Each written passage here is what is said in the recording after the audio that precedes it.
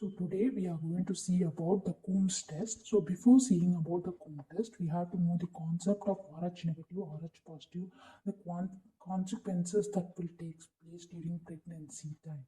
So that's what we're going to see first. So a mother, she is Rh negative, which means she doesn't have Rh antigen. But there may be other antigens on the surface which is depicted by other colors.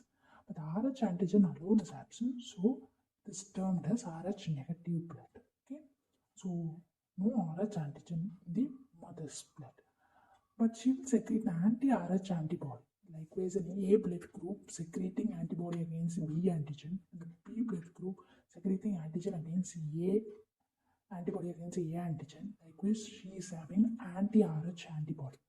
If the child is Rh positive, it means that the surface of the RBC has Rh antigen.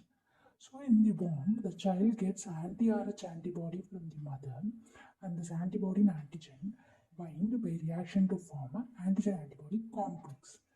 Other antibody, if they form a complex, it will lead to agglutination, but these antibodies will remain as complex and won't agglutinate.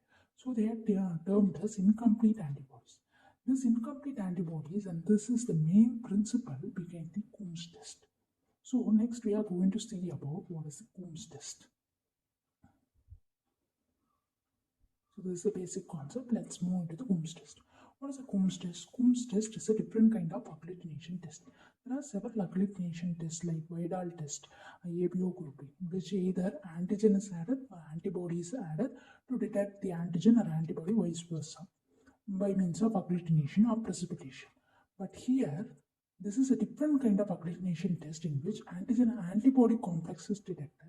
Not only antigen and antibody, an entire antigen antibody complex is detected. So this is the difference. So there are two types of Coombs test. One is indirect and direct Coombs test. In indirect Coombs test, we will detect the free anti-Rh antibody in antibody. So the sample is mother's serum. Here we detect the antigen antibody complex. So it will be detected in the newborn. So here we are detecting the free antibody. Here we are detecting the antigen antibody complex. So the indirect is done during prenatal screening prior to transfusion. So in the pregnancy test procedure, there are several tests like HIV, HCV, and then Rh typing. Along with this test is also commonly done to prevent the further consequences after birth. Sometime prior to transfusion also it is done to prevent the antigen antibody reaction after transfusion. So the sample is mother's serum. So this is the two times during which indirect Coombs test is done. Direct Coombs test detect the antigen antibody complex.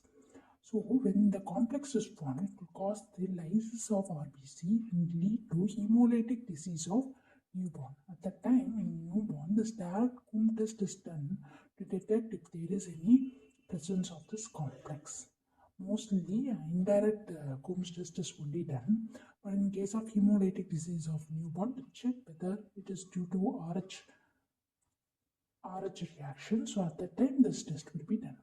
Mostly indirect is commonly done during pregnancy procedures, so there is no need for direct Coombs test because prior to birth itself the consequences avoided, but sometimes the direct Coombs test is also done. Principle. So what does principle means? As I said, incomplete antibodies, they won't agglutinate. If the antibodies didn't agglutinate, we can't detect them or we can't see them.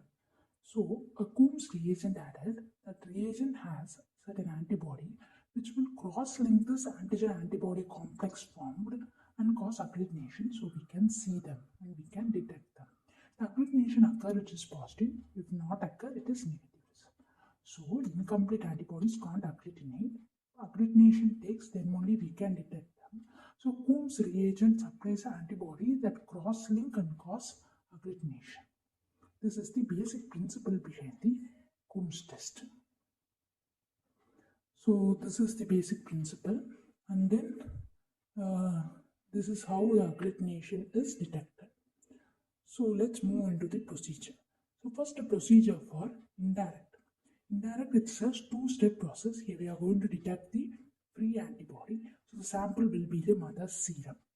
So it is a two-step process. We only have the antibody, but it need to form a complex in order for the antibody in Coombs reagent to form to cause agglutination. So we will supply the RBC with RH antigen. We will here two step. First is sample, to that the RBC containing RH antigen will be added. So this free antibody will form a complex with that type of RH antigen containing RBC. So as I'm saying, free antibody is present. If it forms complex, then only the Coombs reagent can cross-link it to form an agglutination. So an RBC containing RH antigen is added to it. If the free antibody present, it will form a complex and Coombs reagent cross-link to give an agglutination. If the free antibody is absent, then only the RBC will be there, no complex formation. So no agglutination will occur when the Coombs reagent is added. So it is a two-step to detect the free antibody. The RBC is supplied. This is what the difference. In direct Coombs test, we won't add RBC. It's only one-step process. Here we are going to detect the antigen antibody complex in the newborn sample, newborn baby sample. So we'll directly add the Coombs reagent. The antibodies in the reagent will cause agglutination if positive. If negative, agglutination won't take place. So this is the difference. Two step, one step, free antibody and complex detection.